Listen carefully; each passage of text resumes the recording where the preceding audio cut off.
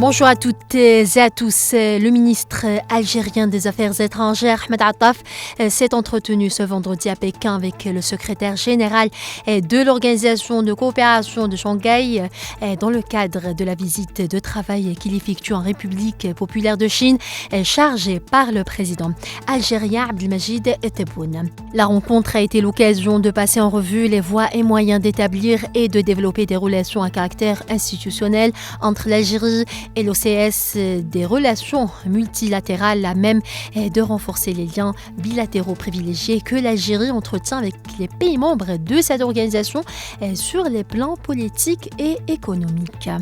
Par ailleurs, le chef de la diplomatie algérienne s'est entretenu avec le vice-ministre des Finances chinois, avec lequel il a évoqué le suivi de la mise en œuvre des résultats de la visite d'État effectuée par le président de la République algérienne en Chine.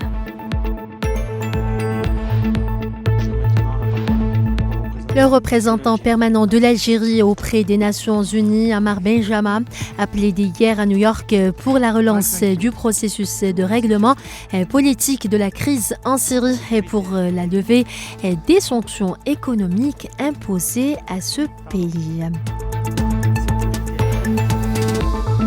En Palestine occupée, plusieurs Palestiniens sont tombés en martyrs et d'autres ont été blessés ce vendredi lors d'une nouvelle série de frappes de l'armée sioniste contre de nombreux quartiers dans le centre de la bande de Gaza.